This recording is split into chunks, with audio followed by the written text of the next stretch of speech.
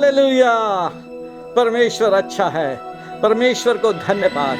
फिर से आज रविवार हम सब मिलकर परमेश्वर की आराधना करने के लिए जमा हुए हैं, उसकी स्तुति करने के लिए, धन्यवाद का बलिदान चढ़ाने के लिए, क्योंकि हमारा परमेश्वर अद्भुत है। हमको संभाला है, हमारी रक्षा किया है। परमेश्वर को धन्यवाद, परमेश्वर को धन्यवाद। आइए इस रविवार की आराधना को प्रार्थना के साथ शुरू करेंगे। प्रभु यीशु, बहुत नम्रता और दीनता से हम धन्यवाद के साथ आपके चरणों में हैं। प्रभु यीशु धन्यवाद, प्रभु यीशु धन्यवाद, प्रभु यीशु धन्यवाद। आपके पवित्र वचन में लिखा है, हम मिट नहीं गए, ये आपकी महाकरुणा का फल है। आपने हमारे प्राण को नाश होने से बचाया और हमारे सिर पर करुणा और दया का मुकुट बांधा है। आपके वचन में लिखा है, प्रतिभोर आपकी दया हमारे लिए नई होती है। आपके वचन में लिखा है, हम मिट नहीं गए, ये आपकी महाकरुणा का फल है। धन्यवाद प्रभु यीशु, धन्यवाद पिता, धन्यवाद। रविवार की इस आराधना में आपके पवित्र आत्मा की अद्भुत सामर्थ्य चाहते हैं मिलकर आपकी आराधना के लिए और वचन से सीखकर आशीषित होने के लिए। और आज प्रथम रविवार है, आपकी मेज में शामिल होकर जीवन पाने के लिए दया करें, यीशु मसीह के नाम से, आमीन। हालेलुया। ये समय है हम सब मिलकर आनंद से परमेश्वर की सद्भुत उपस्थिति में जो हमारे घरों में है, परमेश्वर की आराधना करें। ब्रदर जैक के साथ में मिलकर प्रभु को धन्यवाद का बलिदान चढ़ाएं। प्रभु यीशु मसीह के अति पवित्र नाम में आज की सुबह रविवारी आराधना में आपका फिर से हार्दिक स्वागत है। परमेश्वर का धन्यवाद, परमेश्वर की करुणा के लिए, परमेश्वर की दया के लिए। और परमेश्वर का वचन हमसे कहता है भजन संहिता के 30वें अध्याय में, हे यहोवा मैं तुझे सराहूंगा क्योंकि तूने मुझे खींच कर निकाला है और मेरे शत्रुओं को मुझ पर आनंद करने नहीं दिया। हे मेरे परमेश्वर यहोवा, मैंने तेरी दुहाई दी और तूने मुझे चंगा किया है। हे यहोवा, तूने मेरा प्राण अधोलोक में से निकाला है। तूने मुझको जीवित रखा और कब्र में पड़ने से बचाया है। हे यहोवा के भक्तों, उसका भजन गाओ और जिस पवित्र नाम से उसका स्मरण होता है उसका धन्यवाद करो। हमारा परमेश्वर अच्छा है प्यारों, और इसीलिए दाऊद जब इस भजन को लिखता है तो कहता है, हे यहोवा, तूने मेरा प्राण अधोलोक में से निकाला है। तूने मुझको जीवित रखा और कब्र में पड़ने से बचाया है। इसीलिए ताकि हम उसकी स्तुति करें, उसकी आराधना करें। आइए मिलकर गाएं, यीशु है मेरा कैसा बिलास, मन में वो देता आनंद और आस। आज की सुबह हमारे लिए यदि कोई आशा है तो वो सिर्फ और सिर्फ और सिर्फ यीशु मसीह में है।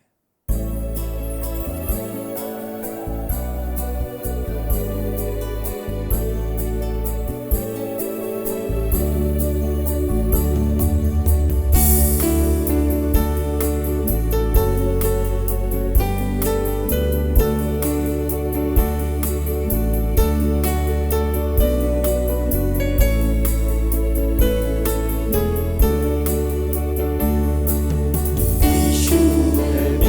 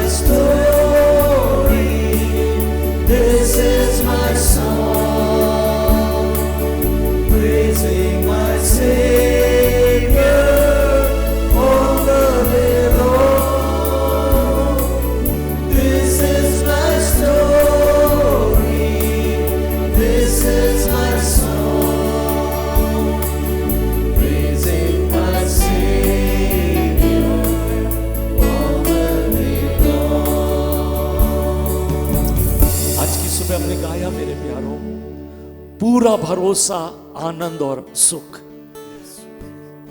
कुछ समय पहले तक लोग इस दुनिया में सुख और आनंद ढूंढ रहे थे मेरे प्यारों, और वो उस आनंद के लिए सब कुछ करने को तैयार थे।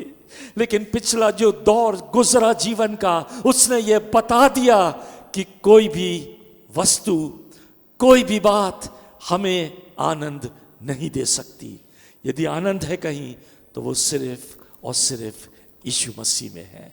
इसलिए आज की सुबह अपने उस यीशु में आनंदित हो, उस यीशु में खुश हो, क्योंकि प्रभु हमसे अद्भुत प्यार करता है। और आइए मिलकर के गाएं, दिल से आराधना करूं। अपने दिल से अपने प्रभु की आराधना करें, संसार की चिंताओं को भूल जाएं, अपने प्रभु की आराधना करें।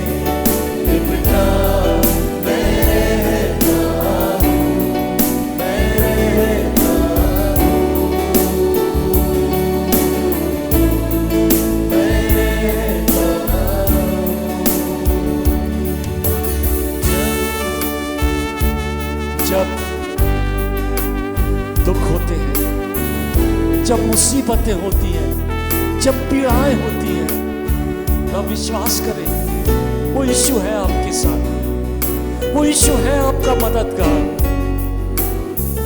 Thank you Lord, thank you my Jesus.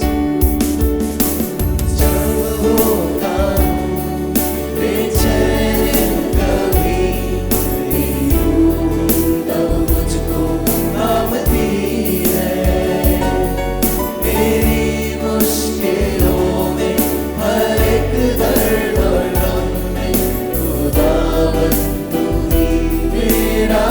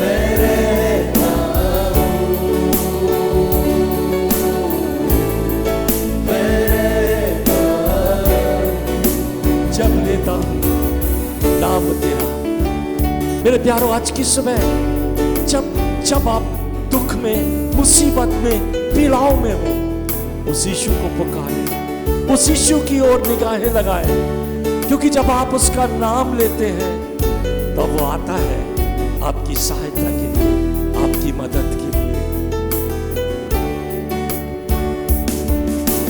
जब लेता हूँ मैं नाम तेरा, तेरी सामर्थ को तब मैं देखता हूँ। तुझसे मेरी हर बरकत मुझे महफूज, तेरे संग मैं रहता हूँ। जब लेता हूँ मैं नाम तेरा, तेरी सामर्थ को तब मैं देखता हूँ। तुझसे मेरी हर बरकत मुझे महफूज, तेरे संग मैं रहता हूँ। करता हूँ तेरा शुक्रिया मैं प्रभु, करता हूँ तेरा शुक्रिया मैं,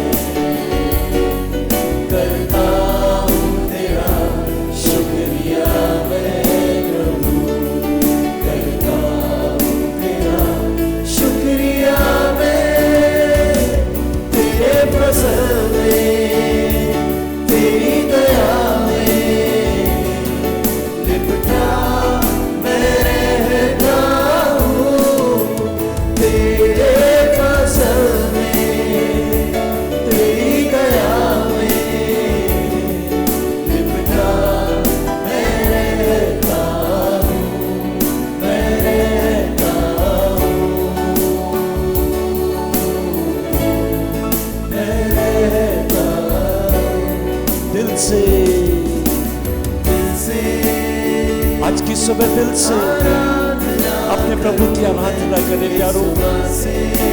अपनी जुबान से यीशु का नाम ले प्यारो, क्योंकि जब हम यीशु का नाम लेते हैं एक नई स्फूर्ति आती है, एक नई ताजगी आती है, एक नया जीवन आता है प्यारो। सच में वो यीशु का नाम बहुत अद्भुत नाम है, वो यीशु का नाम बहुत सामर्थी नाम है। उस यीशु के नाम के समान दूसरा और कोई नाम नहीं है। करता हूँ तेरा शुक्रिया मैं प्रभु, करता हूँ तेरा शुक्रिया मैं। तेरे फजल में, तेरी दया में लिपटा मैं रहता हूँ। तेरे फजल में, तेरी दया में लिपटा मैं रहता हूँ, मैं रहता हूँ, मैं रहता हूँ। आज की सुबह विश्वास करें, आप उसकी दया से लिपटे हुए हैं, उसकी करुणा से घिरे हुए हैं। आज की सुबह विश्वास करें और सिर्फ उस यीशु से प्यार करें, उस यीशु से प्यार करें जो यीशु आपसे प्यार करता है, बहुत प्यार करता है प्यारो, बहुत प्यार करता है। उसके समान प्रेमी इस पृथ्वी पर आपको और कोई नहीं मिल सकता। यदि आज किसी प्रेमी की तलाश में है आप, तो आज वो यीशु आपके लिए।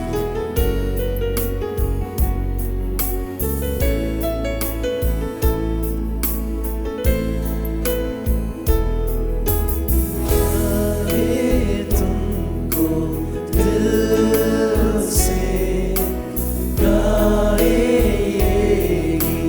दिल के तेरे नाम, यीशु नाम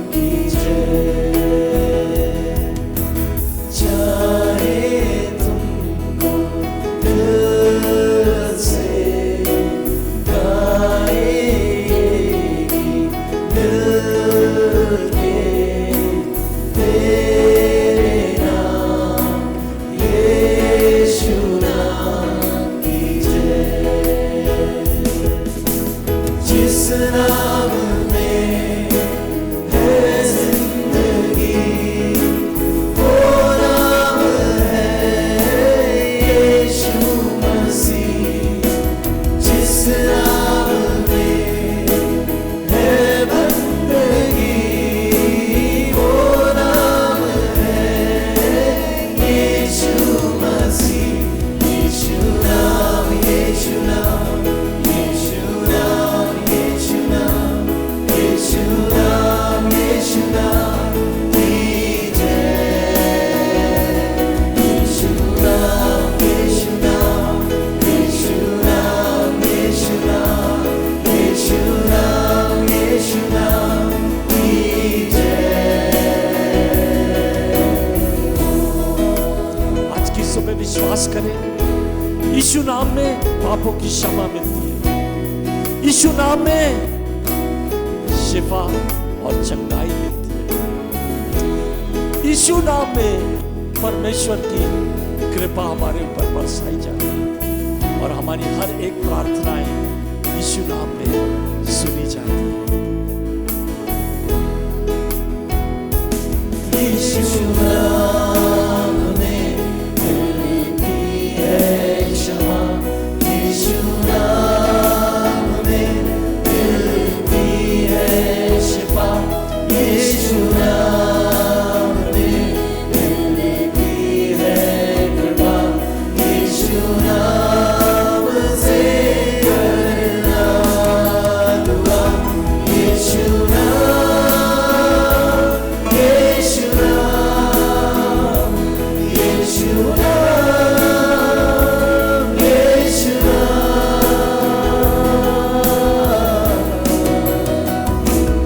यीशु नाम, यीशु नाम, यीशु नाम, यीशु नाम, यीशु नाम, यीशु नाम की जय। यीशु नाम, यीशु नाम, यीशु नाम, यीशु नाम, यीशु नाम, यीशु नाम की जय। चाहे तुमको दिल से चाहे उससे प्यार करते हुए कहे प्यारो, रियल यीशु से प्यार करते हुए अपना दिल अपने प्रभु के आगे उड़ेलते हुए कहे। यीशु नाम, एक बार फिर से गाएंगे, चाहे तुमको दिल से चाहे तुमको दिल से गाएगी, दिल के तेरे नाम, यीशु नाम की जय। जिस नाम में है जिंदगी, वो नाम है यीशु मसीह। जिस नाम में है जिंदगी, वो नाम है यीशु मसीह। यीशु नाम, यीशु नाम, यीशु नाम, यीशु नाम, यीशु नाम, यीशु नाम की जय। यीशु नाम, यीशु नाम, यीशु नाम, यीशु नाम, यीशु नाम, यीशु नाम की जय। यीशु नाम, यीशु नाम, यीशु नाम, यीशु नाम, यीशु नाम, यीशु नाम की जय। आइए भाई अमित के साथ हम प्रार्थना में चलेंगे। Thank you Lord. धन्यवाद राजाओं के राजा, प्रभुओं के प्रभु और सेनाओं के यहोवा पिता।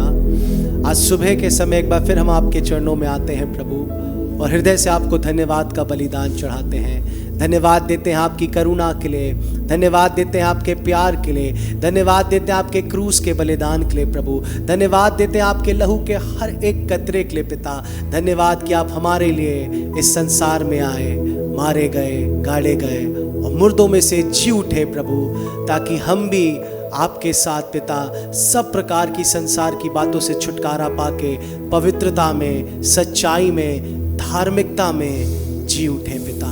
अनुग्रह करें प्रभु। आज एक बार फिर से आपके अनुग्रह की दृष्टि हम सब पर हो, कलीसिया पे हो पिता। आपके मुख का प्रकाश चमके पिता, उस प्रकाश में हम आपके आगमन के लिए तैयार होते जाएं प्रभु जी।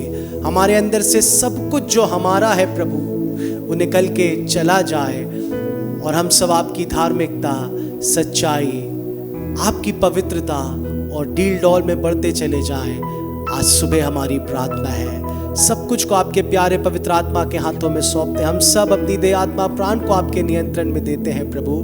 प्रार्थना करते हैं इन दिनों में आपका प्यारा पवित्र आत्मा कलीसिया की और हर एक विश्वासी की अगुवाई करे, हर एक को बल दे, हर एक की सहायता करे, ताकि हम प्रभु इन अंतिम दिनों में प्रभु जीवन भर जब तक हमारे नथनों में श्वास है आपकी महिमा, प्रशंसा और यूं ही आपकी तारीफ करते रहें। धन्यवाद खुदावंद यीशु मसीह के नाम से मांगते हैं, आमीन। आइए हम दान के लिए प्रार्थना करेंगे।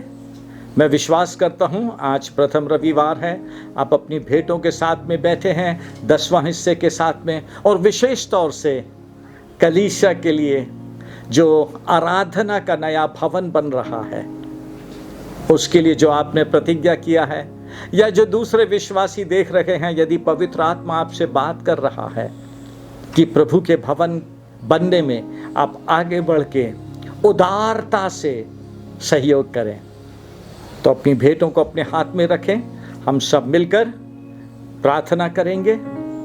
और आज तैयारी भी है प्रभु भोज की, और मैं विश्वास करता हूँ आप प्रभु भोज की तैयारी के साथ में बैठे हैं। आइए प्रार्थना करें। प्रभु यीशु, धन्यवाद आपके लोगों के लिए, इन भेंटों के लिए जो वे आपके लिए आपके भवन में 10वां हिस्सा धन्यवादी भेंट के साथ में आए हैं, आपके नए आराधना भवन के लिए जो भेंटों के साथ में आए हैं। प्रभु यीशु, इन सब भेंटों को आप ग्रहण करें। एक विश्वासी और एक मसीही परिवार को स्मरण करें, अपनी दया में आशीष देना लॉर्ड। उनकी इस उदारता पूर्वक दान के लिए आप उन्हें स्मरण करें, उनकी आवश्यकता की जगह पर आश्चर्य कर्म करना प्रभु, और आशीषित करना। आराधना के बाद जो प्रभु भोज है उसके लिए हमें तैयार करें, हम सब आपका जीवन पाएं। धन्यवाद यीशु राजा, धन्यवाद धन्यवाद। सारी महिमा आपको यीशु मसीह के नाम से, आमीन। अद्भुत परमेश्वर की अद्भुत योजनाएं और उसके अद्भुत कामों के लिए परमेश्वर को धन्यवाद। वचन में जाने से पहले एक छोटी सी सूचना। आने वाले 11, 12 और 13 सितंबर को दुआ का घर लखनऊ चर्च की कन्वेंशन है, और उसमें 3 अलग अलग दास परमेश्वर के वचन को देंगे। इस कन्वेंशन में आप ऑनलाइन शामिल हो सकते हैं दुआ का घर लखनऊ यूट्यूब चैनल पे। ये 3 दिन की सभाएं शाम को 6:30 बजे शुरू होंगी। मेहरबानी से याद रखें, बहुत प्रार्थना करें ताकि ये 3 दिन की इवनिंग कन्वेंशन जो है हम सब के लिए बहुत आशीष का कारण हो। आइए हम प्रभु के वचन में चलें, जो बात प्रभु ने दिया है। अक्सर परमेश्वर की आवाज सुनता हूं प्रभु का वचन देने के लिए। मैं बहुत थोड़ा समय होता है जब मैं अपने डेली डिवोशन में मैसेज पाता हूं, प्रभु की आवाज सुनता हूं, लेकिन डेली डिवोशन में इस बार भी, इस हफ्ते जब मैं अपने रोज के मनन में बैठा था, एक पैसेज को पढ़ रहा था, तब प्रभु ने एक आयत पे मुझे रोक दिया, मुझसे बात किया, मुझे समझाया, और फिर उसके बाद मेरी सहायता किया पूरा फ्रेम देकर कि मैं यही बात आपके साथ भी बांटूं। बहुत प्रार्थना के साथ में आज प्रभु से जो बात मिली है उसको आप सुने। मैं विश्वास करता हूं आप बहुत आशीष पाएंगे। परमेश्वर के वचन में लिखा है, तीमुथियुस में, हम सब जानते हैं, हर एक पवित्र शास्त्र परमेश्वर की तरफ से है, समझाने, सिखाने, मसीह के लोगों के लिए शिक्षा पाने और प्रभु में सिद्ध होने के लिए, परमेश्वर के लिए सिद्ध होने के लिए। पूरा एक एक वचन जो है परमेश्वर का, वो हमारे लिए है। हम एक एक हिस्से को पढ़ें, प्रार्थना के साथ समझें और फिर समझने के बाद उसको अपने जीवन में लागू करें, ताकि पवित्र आत्मा हमें परमेश्वर में, परमेश्वर के लिए सिद्ध करता जाए। वो है बात जो मुझे पकड़ में आई है। हर बार वचन पढ़ें, पवित्र आत्मा बात करे, सिखाए और हमें एक कदम और मसीह के नजदीक में ले जाए, मसीह के समान बनाए। आप दुनिया में देखें तो दुनिया में भी आगे बढ़ना है। हमको भी मसीही जीवन में आगे बढ़ना है। आज जो बात मुझे मिली है वो कहने से पहले मैं आपसे कुलुस्सियों की पत्री में से एक आयत पढ़ना चाहता हूं, फिर उसके बाद उस पैसेज में से हम सीखेंगे।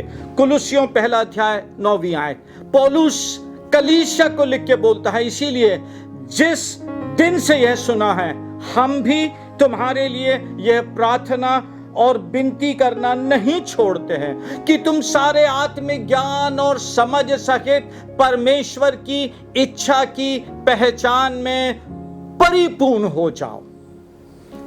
दुनिया में भी आगे बढ़ने के लिए समझ चाहिए, ज्ञान चाहिए। हमारे आसपास क्या चल रहा है, क्या हो रहा है, क्या नीड है, हमें किस प्रकार आगे बढ़ना है।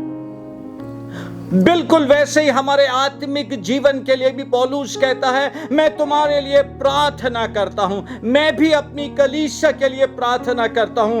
कलीसिया का हर एक जन जो है वो मसीह यीशु को पहचाने, मसीह को जाने और मसीह में सारे आत्मिक ज्ञान और समझ सहित परमेश्वर की इच्छा की पहचान में परिपूर्ण होकर परमेश्वर की इच्छा पूरी करने वाला बने।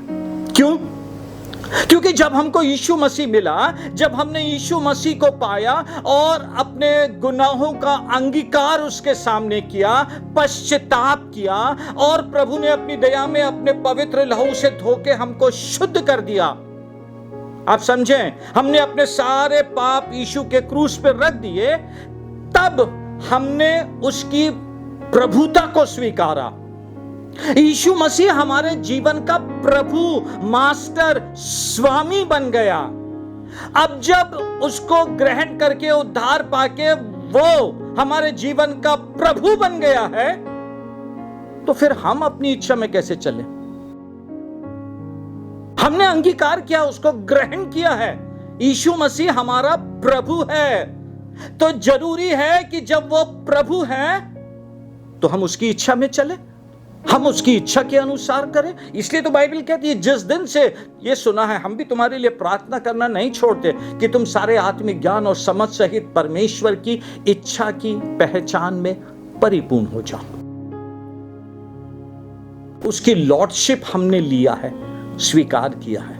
आधा उद्धार का काम नहीं कि क्रूस के पास गए, अपने पापों को रख दिया, क्षमा ले लिया, उसके लहू से धुल गए, खुश, अब स्वर्ग जाएंगे, वापस आए और फिर अपनी इच्छा में चलने वाले बन गए। वो आधा उद्धार का काम है। पूरा उद्धार का काम है, पापों को जब रख दिए हैं, उसकी प्रभुत्व स्वीकार किया है, अब उसकी प्रभुत्व में चले हैं। आमीन, हालेलुया।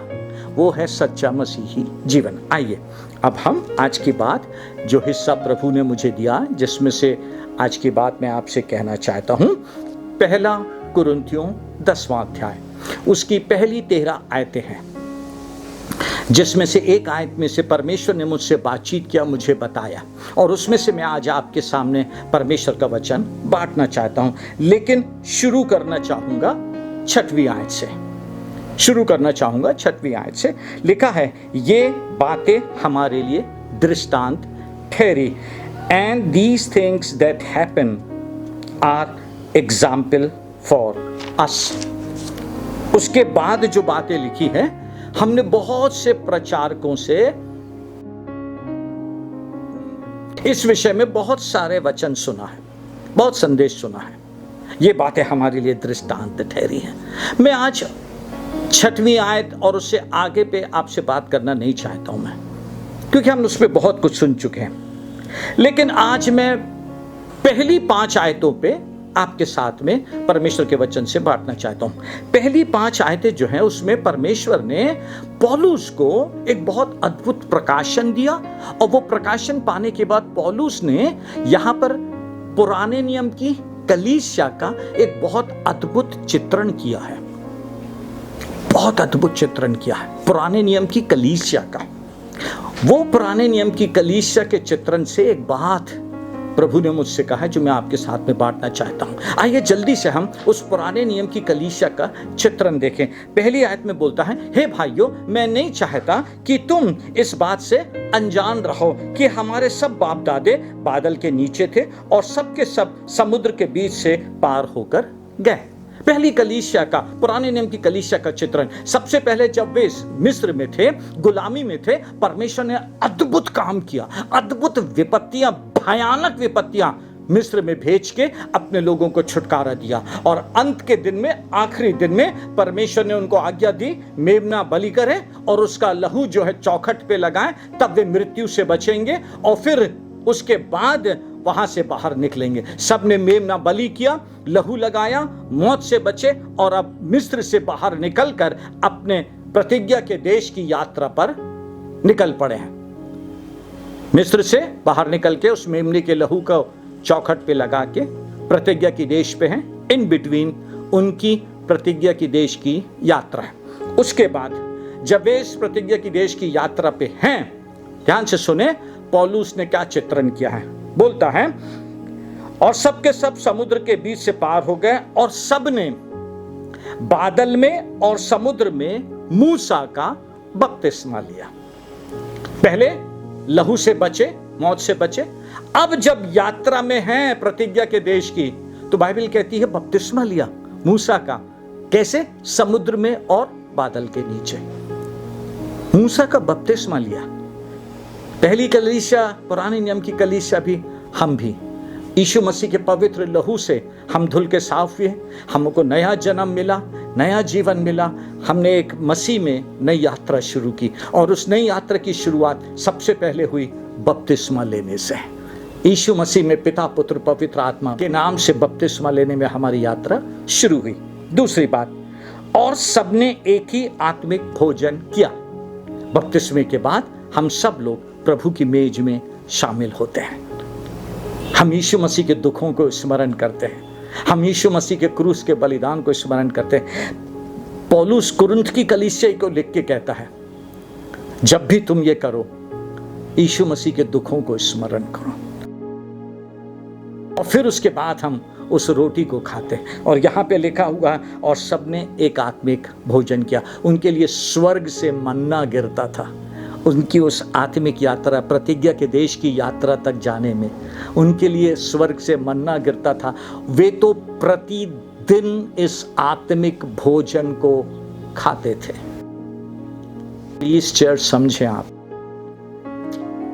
प्रतिदिन इस आत्मिक भोजन को खाते थे। परमेश्वर उनको प्रतिदिन मन्ना देता था। सिर्फ फ्राइडे के दिन डबल देता था, क्योंकि विश्राम बार आने वाला है। और वे नियमित तौर पे आत्मिक भोजन करते थे। तीसरी बात लिखा है, सबने एक ही आत्मिक जल पिया, क्योंकि वे उस चट्टान में से पीते थे जो उनके साथ साथ चलती थी। आत्मिक जल पिया उन्होंने। हम भी प्रभु की मेज में शामिल होके उस दाखरस को लेते हैं जो यीशु मसीह के लहू को चिन्हित करता है। और बाइबल कहती है उन्होंने आत्मिक जल पिया। और क्या लिखा है, वे उस आत्मिक चट्टान से पीते थे जो उनके साथ साथ चलती थी, और वह चट्टान मसीह था। आत्मिक भोजन किया, आत्मिक जल पिया। समझना बात को, कितना क्लोज है परमेश्वर, कितना अद्भुत अनुभव उनके पास है, प्रेजेंट है, प्रेजेंट। वो ये नहीं बोल सकते थे कल देखा हमने, नहीं, आज वर्तमान में सवेरे सवेरे आत्मिक भोजन गिरता था, वे खाते थे। प्रतिदिन वो चट्टान उनके साथ 24 घंटे रहती थी, उनके साथ साथ चलती थी, जिसमें से वे पानी पीते थे। आप समझ रहे हैं बात? वो है चित्रण पुराने नियम की कलीसिया का। छुटकारा मिला, मौत से बचे, बपतिस्मा लिया, आत्मिक भोजन किया, आत्मिक जल पिया, चट्टान में से जो मसीह है जो उनके साथ साथ चलती है। इतना अद्भुत अनुभव। अब इस अद्भुत अनुभव के बाद, इस अद्भुत अनुभव के चित्रण के बाद, है ना, 11वीं आयत पढ़ता हूं, वहां से आज का संदेश नहीं है, लेकिन पहले 11वीं आयत पढ़ता हूं, फिर हम आज के बात में चलेंगे। पौलुस कहता है 1 Corinthians 10:11, परंतु ये सब बातें जो उन पर पड़ी दृष्टांत की रीति पर थी, और वे हमारी चेतावनी के लिए जो जगत के अंतिम समय में रहते हैं लिखी गई हैं। तो मैं बोलूं आज सुबह का संदेश है हमारे लिए चेतावनी। It's a warning from the Lord. चेतावनी, चेतावनी। परंतु ये सब बातें जो उन पर पड़ी दृष्टांत की रीति पर थी, और वे हमारे लिए चेतावनी के लिए जो जगत के अंतिम समय में रहते हैं लिखी गई। हम जगत के अंतिम समय में रहते हैं, हम हैं अंतिम समय में। प्रभु यीशु मसीह का आना बहुत निकट है। प्रभु यीशु मसीह ने जैसा कहा है वो हमको अपने विश्वासियों को लेने के लिए बहुत जल्द आने वाला है, बहुत जल्द आने वाला है, बहुत जल्द आने वाला है। और जितनों ने उस पर विश्वास किया है उनको वो अपने साथ में ले जाएगा। लेकिन बाइबल कहती है ये जो अंतिम समय में रहते हैं उनके लिए चेतावनी है। ये क्या बात है? वो यदि आप दूर से देखें, समझे बात को आप, वे जंगल में हैं, प्रतिज्ञा की देश की तरफ है, जंगल में है वे। चर्च नहीं है, कोई इमारत नहीं है वहां, सब खुले में हैं। सिर्फ परमेश्वर उनके साथ में है, परमेश्वर की उपस्थिति उनके साथ में है, जिसका प्रतिदिन वे अनुभव करते हैं। हम भी आज इस महामारी के समय में हाथ के बनाए हुए उस इमारत की चर्च में नहीं हैं, हम सब अपने घरों में हैं। यीशु मसीह के लहू से धुल के हम जो उसका मंदिर है, अपने घरों में प्रभु की आराधना कर रहे हैं, हम उसकी उपस्थिति का अनुभव कर रहे हैं। लेकिन उन सब के बावजूद एक बात जो प्रभु से मिली है आपसे कहने के लिए, तो ध्यान से सुने प्रार्थना के साथ। 5वीं आयत 1 Corinthians 10:5, But God was not pleased with most of those people, so they were killed in the desert. परंतु परमेश्वर उनमें से बहुतेरों से प्रसन्न ना हुआ, इसलिए वे जंगल में ढेर हो गए। 5वीं आयत शुरू हुई परंतु। चित्रण कितना अद्भुत है आप देखें। वो प्रकाशन जो पौलुस को मिला पुराने नियम की कलीसिया के लिए, कितना अद्भुत है वो। आज यदि हम अपनी इस वर्तमान कलीसिया से उसका मिलान करें तो, लेकिन उसके बाद 5वीं आयत शुरू हुई परंतु। क्यों? क्योंकि यदि हम उनके साथ पुराने नियम में चले और देखें, जंगल में 6 लाख लोग हैं, बादल है, आग का खंबा है, सब दूर से देख के बोलेंगे वाओ क्या कलीसिया है। परमेश्वर की उपस्थिति है, परमेश्वर उनके साथ में है, परमेश्वर उनके लिए आत्मिक भोजन दे रहा है, परमेश्वर उनके लिए आत्मिक जल दे रहा है। वाओ! दूर से देख के सबको यही लगता है वाओ। लेकिन हम सब भूल जाते हैं जो दूर से देखता है वो सच्चाई नहीं है, तो परमेश्वर जो हृदय को जांचता है, वो जो देखता है वो सच्चाई है। जो बात परमेश्वर देखता है, जो बात परमेश्वर पकड़ता, वो सच्चाई है। हम सब जानते हैं शमूएल यिशै के घर में परमेश्वर की आज्ञा से गया कि मैंने उसके लड़कों में से एक लड़के को चुना है, और जब उसके बड़े बेटे को देखा एलीआब को, मोहित हो गया, फैसिनेट हो गया। वाह! उसका रूप देखकर, उसका डील डॉल देखकर बोला, हो ना हो यही है जिसको परमेश्वर ने अपनी प्रजा के लिए राजा होने को चुना है। कानों में आवाज सुना, मनुष्य बाहरी रूप देखता है, मैं हृदय को जांचता हूं, ये नहीं है, मैंने इसको रिजेक्ट कर दिया है। आज होड़ लगी हुई है, हम कौन से चर्च के हैं? आज हम कॉलर खड़ा करते, हम कौन से चर्च के हैं? और ध्यान से सुने सच्चाई को, कठोर सच्चाई को। चर्च ये मायने नहीं रखता आप कौन से चर्च के हैं। आप बड़ी कलीसिया के हैं, आप छोटी कलीसिया के हैं, आप बहुत मानी हुई कलीसिया के हैं, आप बहुत बड़े पासबान की कलीसिया के चर्च के हैं, वो कोई मायने नहीं रखता।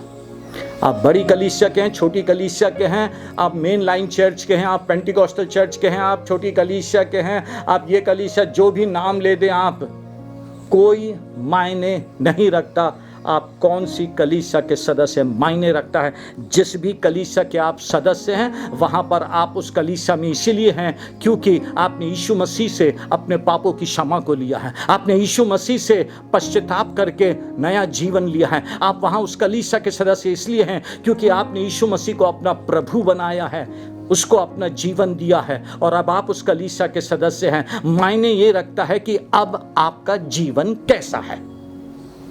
मायने ये नहीं है कि आप कौन सी कलीसिया में हैं। मायने ये नहीं रखता है आपकी कलीसिया का पास्टर कौन है। मायने ये रखता है कि कलीसिया में जाने के बाद, वचन को सीखने के बाद, पवित्र आत्मा की आवाज सुनने के बाद, बादल है, बादल छाया हुआ है, आग का खंबा है, उन सब अनुभवों के बाद आज आपका मसीही जीवन क्या है? आज आपका मसीही जीवन क्या है? आप आज मसीही जीवन में कहाँ हैं? क्योंकि बाइबल कहती है परंतु परमेश्वर उनमें से बहुतेरों से प्रसन्न नहीं हुआ, वे जंगल में ढेर हो गए। आपका पास्टर कैसा है वो मायने नहीं, क्योंकि पास्टर के लिए भी ये वचन लिखा है। आप कौन सी कलीसिया के सदस्य वो नहीं। आप कलीसिया में सेक्रेटरी हैं, ट्रेजरर हैं, मेंबर हैं, यूथ लीडर हैं, विमेंस लीडर हैं, कौन से लीडर हैं, कोई मायने नहीं रखता, कोई मायने नहीं रखता। आप पास्टर हैं, आप चंगाई सभा चलाने वाले हैं, आप प्रॉफिटिक मिनिस्ट्री में हैं, आप बड़ी बड़ी सभाएं चलाने वाले हैं, कुछ मायने नहीं रखता। मायने रखता है एक बात, but God was not pleased उनमें से बहुतेरों से, उनमें से बहुतेरों से परमेश्वर खुश नहीं था। आप समझ रहे हैं बात? वो मायने रखता है आपके मसीही जीवन से, आपके मसीह के साथ के वॉक से क्या परमेश्वर खुश है। बाइबल कहती है हनोक परमेश्वर के साथ साथ चलता रहा 300 साल तक, और उसने परमेश्वर को खुश कर दिया, खुश कर दिया, खुश कर दिया परमेश्वर को, और फिर वो लोप हो गया, फिर वो लोप हो गया क्योंकि परमेश्वर ने उसे उठा लिया। आपके मसीही जीवन में आपको परमेश्वर को खुश करना है, पास्टर को नहीं। अपने आसपास के लोगों का दिल जीतने के लिए, वोट जीतने के लिए नहीं, सॉरी, आपको परमेश्वर को खुश करना है। फिर से पढ़ूं मैं, क्योंकि मैं उसको सीधे सीधे नहीं बोलना चाहता हूं, अपने मुंह से वो आपके लिए नहीं कहना चाहता हूं, सिर्फ जो बाइबल कहती वो बोलूंगा। परंतु परमेश्वर उनमें से बहुतेरों से प्रसन्न नहीं था, इसलिए वे जंगल में ढेर हो गए। आप प्रतिज्ञा की देश की यात्रा पे हैं, यीशु मसीह आने वाला है, उसके दूसरे आगमन के लिए आप ठहरे हुए हैं, उसके साथ ऊपर उठाए जाने के लिए। आप कौन सी कलीसिया के सदस्य हैं वो मायने नहीं रखेगा। आपने परमेश्वर को खुश किया है या नहीं किया है ऊपर उठाए जाने के लिए, वो मायने रखेगा। सोचें थोड़ी देर, आप सोचें थोड़ी देर के लिए। आप किसको खुश करते हैं? आप किसको खुश करते हैं? सॉरी, आज बहुत व्यक्तिगत कलीसिया से बातें कर रहा हूं, 23 साल के अनुभव से। आप किसको खुश करते हैं? आप किसको खुश करते हैं? देखिए ना, कितना आप दूर से देखें तो वाह, क्या कलीसिया है। बादल है परमेश्वर का, आग का खंबा है, सब कुछ है, सब कुछ है। बट लोग परमेश्वर को खुश नहीं किए। खत्म, जंगल में ढेर हो गए।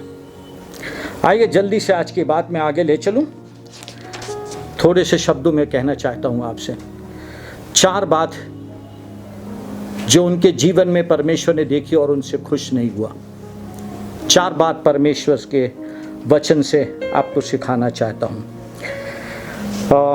परंतु परमेश्वर उनमें से बहुतों से प्रसन्न ना हुआ। बट से शुरू हुआ। बट परमेश्वर खुश नहीं हुआ। क्यों? है ना, ध्यान से सुने। पहली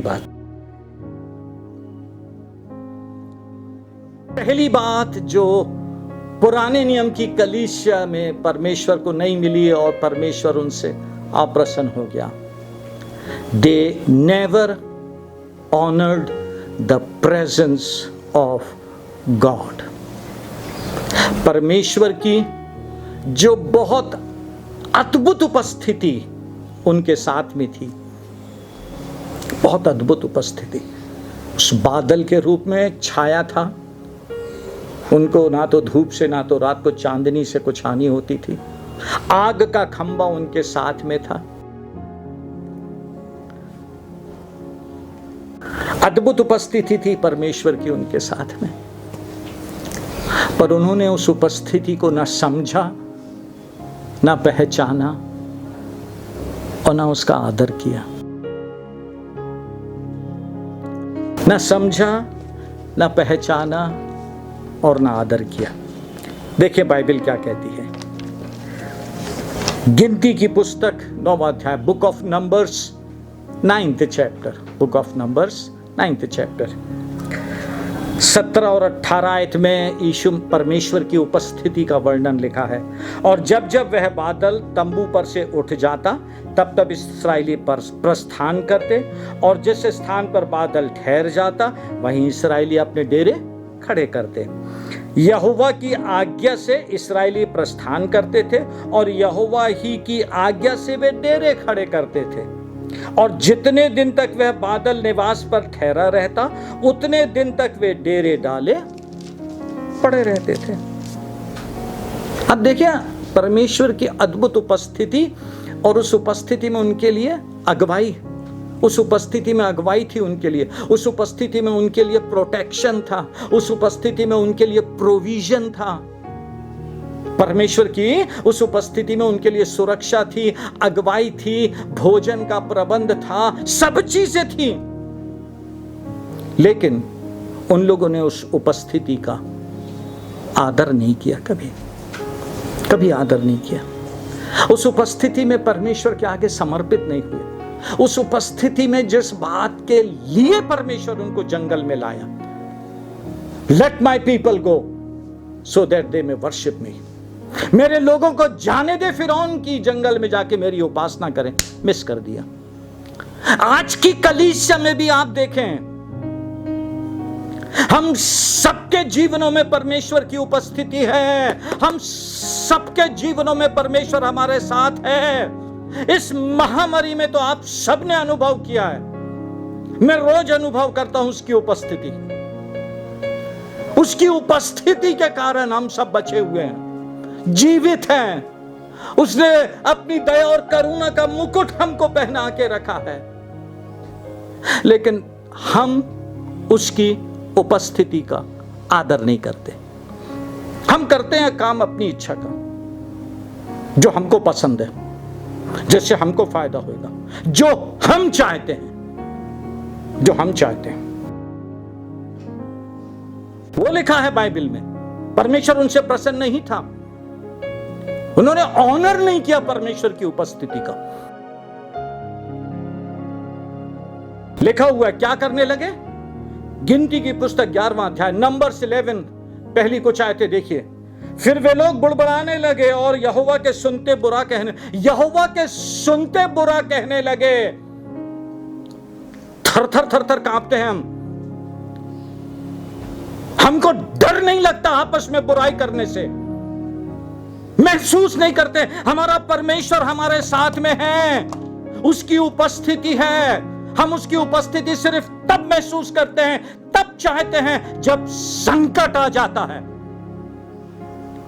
जब हमें जरूरत होती है बीमारी से बचने के लिए, जब जरूरत होती है आर्थिक समस्या आ जाती है। सॉरी आज के इस चेतावनी वाले संदेश के लिए, सॉरी, लेकिन प्रभु से मिला है ये सच्चाई। हम डरते नहीं हैं जब हम आपस में 2-3 परिवार बैठ के जोड़ घटाना करते हैं, गोड़ा भाग करते हैं, एक दूसरे की बुराई करते हैं।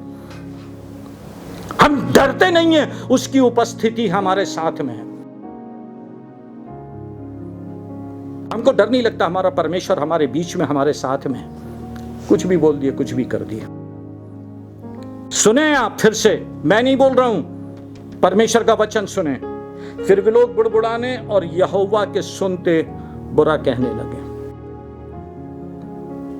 आप जो बैठ के बात करते हैं ना, परमेश्वर सुनता है। वो एक एक चीज, आपका मोटिव क्या है, परमेश्वर सुनता है। अतः यहोवा ने सुना और उसका कोप भड़क उठा और यहोवा की आग उनके मध्य में जल उठी और छावनी के एक किनारे से भस्म करने लगी। तब लोग मूसा के पास आकर चिल्लाए और मूसा ने यहोवा से प्रार्थना की, तब वह आग बुझ गई। फिर मूसा दुआ करता, प्रभु दया कर। तब तक मूसा के विरुद्ध में थे, कुछ भी बात कर रहे हैं, लेकिन जब परमेश्वर का क्रोध भड़क उठता है, परमेश्वर का दंड आता है, तब मूसा के पास भागते हैं और मूसा उनके लिए प्रार्थना करता है। Real what a humble man, what a humble man. और परमेश्वर उनको बचा लेता है।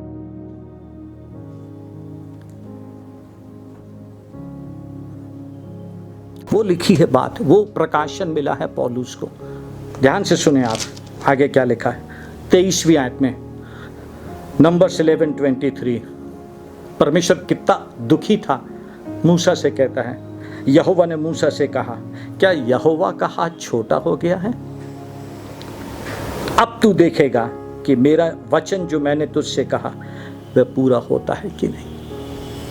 हम अपने कारनामों से, अपनी बातों से, अपनी बुराइयों से परमेश्वर को कितना क्रोधित कर देते हैं, कितना परमेश्वर को। मूसा से बोलता, अब तू देखेगा जो वचन मैंने कहा है वो पूरा होता है कि नहीं। उसके बाद 31 आयत से 35वीं आयत में लिखा है, परमेश्वर ने बटेरे भेज दी, खा लिए, लेकिन परमेश्वर का कोप भड़का और उसने उनको बहुत बड़ी मार से मार दिया। आपकी इच्छा पूरी जरूर हो जाती है, आपकी प्लानिंग्स कुछ हद तक पूरी हो जाती है, बट आप परमेश्वर का क्रोध भड़का देते हैं और परमेश्वर फिर गुस्सा होकर मार देता है। आप समझ रहे हैं बात? पहली बात जिससे परमेश्वर प्रसन्न नहीं हुआ, उन्होंने परमेश्वर की उपस्थिति जो उनके बीच में थी, उनके साथ में थी, जिसमें परमेश्वर उनके लिए प्रबंध कर रहा था, रक्षा करता था, उसका ऑनर नहीं किया। प्रभु का दास होके, प्रभु का वचन पाके, बहुत हलीमता से, नम्रता से कह रहा हूं, आपके घर में, परिवार में, जीवन में जो परमेश्वर की उपस्थिति है, जिसके कारण आप बचे हुए हैं, आप आगे भी सस्टेन होंगे, सरवाइव करेंगे, उस उपस्थिति का आदर करें, ऑनर करें, ऑनर करें, गलत नहीं करें। वो बातें घर में नहीं होने दें जो परमेश्वर को पसंद नहीं है, नहीं होने दें प्लीज। प्रभु से वचन पा के आपसे कह रहा हूं, और जल्दी से दूसरी बात, बाइबल कहती है they never wanted to go according to the ways of God. Israel कभी भी परमेश्वर के तरीकों में नहीं चलना चाहता था, परमेश्वर के तरीकों में नहीं चलना चाहता था। हर समय अपनी बात, हमको खाना नहीं मिल रहा, हमारे लिए मिस्र अच्छा था, हम मिस्र में अच्छे थे, हम मिस्र में लौट जाते, तू हमें यहां मारने के लिए लेके आया, यहां मांस खाने को नहीं मिलता है। 400 साल मिस्र में मनमाना भोजन किया है। अब जब प्रतिज्ञा की देश के यात्रा पे हैं, परमेश्वर इतनी सामर्थ से छुड़ा के लाया है, तब परमेश्वर पे ध्यान देना, परमेश्वर के तरीकों पे ध्यान देना, जो उनको दूध और मधु की धारा वाले देश में ले जा रहा है, उस पे ध्यान देने के बदले अभी भी खाने पे ध्यान। कितनी बार कितने चर्चों में खाने के पीछे झगड़ा हो गया, हमको नहीं मिला, उसको मिला, ये नहीं हुआ। हम क्या बचकानी हरकतें करते हैं, समझ रहे हैं बात को? सुने, they never wanted to go according to the ways of God. परमेश्वर के तरीकों में चलना नहीं चाहते थे। सुने बाइबल क्या कहती है, भजन संहिता 81 10वीं आयत से 14वीं आयत तक, साम 81 10-14। तेरा परमेश्वर यहोवा मैं हूं, जो तुझे मिस्र देश से निकाल लाया है। तू अपना मुंह पसार, मैं उसे भर दूंगा। आपको कुछ चाहिए ना, सिंपली आस्क गॉड, मैं इस बात की आवश्यकता हूं, मुझे ये चाहिए। बाइबल कहती है तू अपना मुंह पसार, मैं उसे भर दूंगा। कंप्लेन वाली प्रार्थना नहीं करें, नहीं सुनेगा परमेश्वर। कंप्लेन वाली बातों के साथ परमेश्वर को अप्रोच नहीं करें। हम्बल होके, प्रभु हमारी नीड है, ये परमेश्वर समझता है, वो आपकी नीड को पूरा करेगा। परंतु मेरी प्रजा ने मेरी ना सुनी, इसलिए इस्राएल ने मुझको ना चाहा, इसीलिए मैंने उसको उनके मन के हट पर छोड़ दिया कि वे अपनी ही युक्तियों के अनुसार चलें। यदि मेरी प्रजा मेरी सुने, यदि इस्राएल मेरे मार्गों पर चले, मैं क्षण भर में उनके शत्रुओं को दबाऊं और अपना हाथ उनके द्रोहियों के विरुद्ध चलाऊं। यहोवा के बैरी तो उसके वश में हो जाते और उनका अंत सदाकाल तक बना रहता है। ध्यान से, मैं उनको उत्तम से उत्तम गेहूं खिलाता और मैं चट्टान में के मधु से उनको तृप्त करता। परमेश्वर उत्तम से उत्तम गेहूं खिलाता, चट्टान में के मधु से आपको तृप्त करता, यदि आप उसके वेश में चलने वाले बन जाते तो। तीसरी बात, they never responded to God according to the mighty works they saw from God. जो सामर्थ के काम परमेश्वर ने उनको दिखाया, उसको देखकर उसके अनुसार उन्होंने परमेश्वर को कुछ भी फल नहीं दिया, कुछ भी नहीं। जो सामर्थ के काम परमेश्वर ने दिखाया चर्च, उसको देख के कम से कम उनको हम्बल हो जाना था। जो सामर्थ के काम परमेश्वर अभी इन दिनों में हमारे लिए कर रहा है, कितने अद्भुत रीति से कर रहा है, मैं अचंभित हूं। उन सबको देखकर हमें सही रिस्पॉन्ड परमेश्वर को करना था। बाइबल कहती है, रोमन्स 1 अध्याय 18 and 19, Romans 1:18 and 19।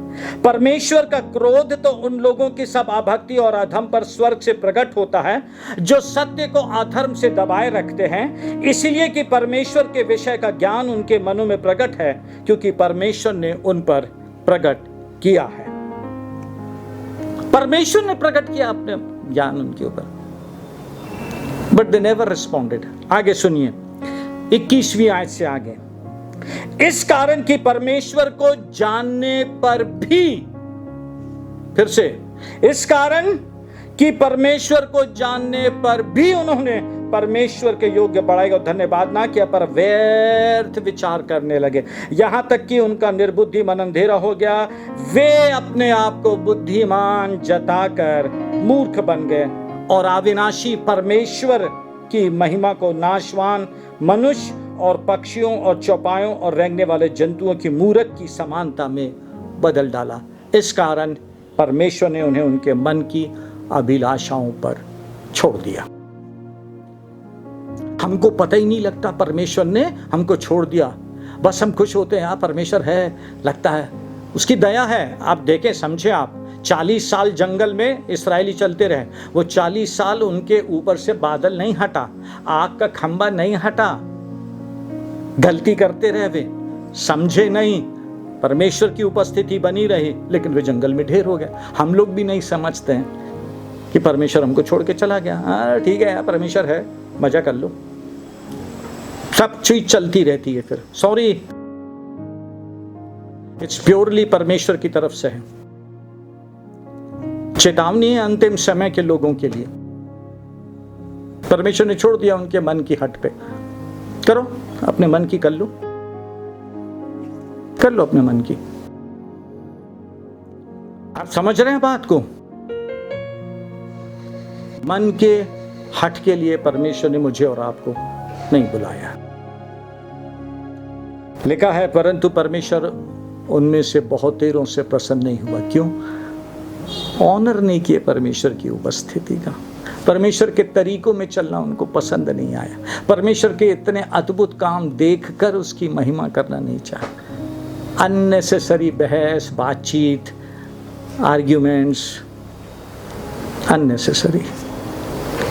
You understand God, परमेश्वर को समझें, परमेश्वर के तरीकों को समझें, परमेश्वर के वेश को लें, परमेश्वर को समझें। चौथी और आखिरी बात बाइबल कहती है, और ध्यान से सुनना, मैं जानता हूं आप सुन रहे हैं, यशाया 95 और उसकी 10वीं आयत। 40 वर्ष तक मैं उस पीढ़ी के लोगों से रूठा रहा। 40 वर्ष तक मैं उस पीढ़ी के लोगों से रूठा रहा और मैंने कहा कि ये तो भटकने वाले मन के हैं और इन्होंने मेरे मार्गों को नहीं पहचाना। इंग्लिश में सुने क्या लिखा है। I was angry with them for 40 years. I said, they are not faithful to me. Church, अपने मसीही जीवन में, अपने पास्टोरियल जीवन में कोई बात मैंने सीखा है, समझा है और कोशिश करता हूँ, चाहे कुछ भी हो जाए, मैं अपने यीशु मसीह के लिए विश्वास योग्य रहना चाहता हूँ। I want to be faithful to my God. Bible कहती 40 साल मैं उनसे रूठा रहा, मुझसे नहीं बनता प्रभु यीशु मसीह के बिना। आपके बारे में मुझे नहीं मालूम। एक दिन भी यदि प्रभु की आवाज नहीं सुने, उससे अगुवाई ना मिले, बेचैनी आने लगती है। आपके बारे में मुझे नहीं मालूम चर्च, आपके बारे में नहीं मालूम। बाइबल कहती है I was angry with them because they were not faithful to me. हमको यीशु मसीह के लिए विश्वास योग्य होना है, यीशु मसीह के लिए विश्वास योग्य। कुछ भी हो जाए, सब कुछ चला जाए हमारा, सब कुछ, यीशु मसीह ना चाहे, हम यीशु मसीह को नहीं छोड़ना चाहते, हम यीशु मसीह को पकड़ के रखना चाहते। यीशु मसीह ने हमारे लिए जान दिया है, यीशु मसीह हमारे लिए क्रूस पे मरा है, यीशु मसीह के कारण आज हम प्रतिज्ञा की देश के रास्ते पर, यीशु मसीह की दया में हम उसके साथ स्वर्ग पर उठाए जाएंगे, यीशु मसीह के बड़े अनुग्रह में हम उसके साथ अनंत अनंत अनंत में राज्य करें। यीशु मसीह, आप कैसे यीशु मसीह के लिए आप विश्वास योग्य हो सकते हैं? समझें बात को आज की।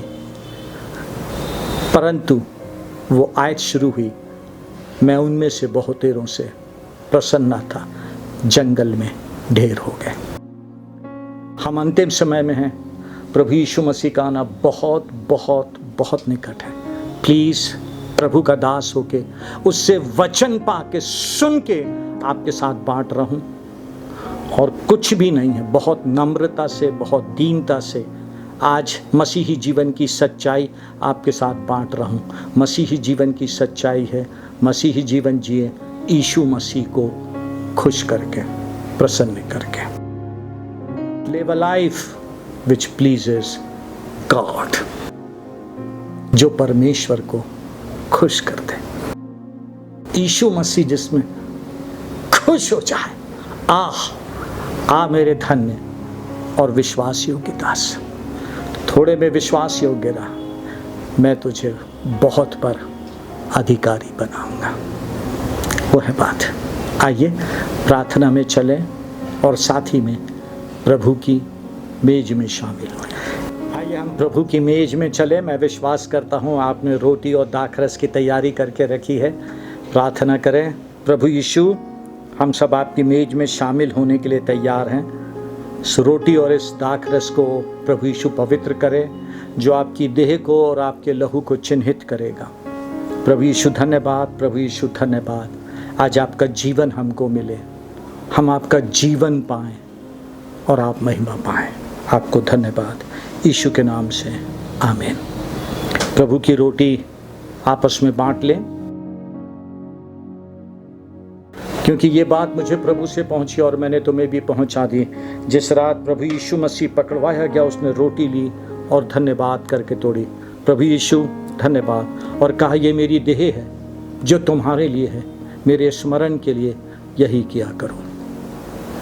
प्रभु यीशु धन्यवाद, धन्यवाद, धन्यवाद। आइए हम सब एक साथ प्रभु की मेज में शामिल होंगे। कहें, प्रभु यीशु धन्यवाद आपकी देह के लिए, आपके क्रूस की कीमत के लिए, जिसमें मैं नया और आपका बनाया गया हूं।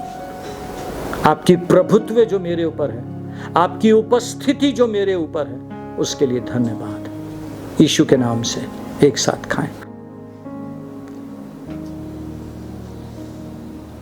प्रभु धन्यवाद इस दाखरस के लिए। बियारी के पीछे उसने कटोरा भी लिया और कहा, ये मेरे लहू में नहीं वाचा है, ये बहुतों के लिए है, मेरे स्मरण के लिए यही किया करो। क्योंकि जब कभी तुम इस रोटी में से खाते और इस कटोरे में से पीते हो, मेरी मृत्यु को जब तक मैं दोबारा ना आऊं प्रचार करते हो। सबको बांट लें, प्रभु को धन्यवाद दें। कहें, प्रभु यीशु धन्यवाद, धन्यवाद आपके पवित्र लहू के लिए। अनुग्रह दें, आपने पिता को खुश करके मेरे लिए लहू बहाया। अब मेरी बारी है आपको खुश करने की। मेरी सहायता करें, मेरी सहायता करें।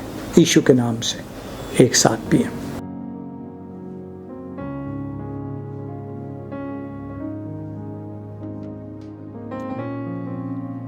परिवार के सब लोग हाथ उठाएं। प्रभु यीशु धन्यवाद, प्रभु यीशु धन्यवाद, प्रभु यीशु धन्यवाद। एक अवसर मिला है आपको प्रसन्न करने का।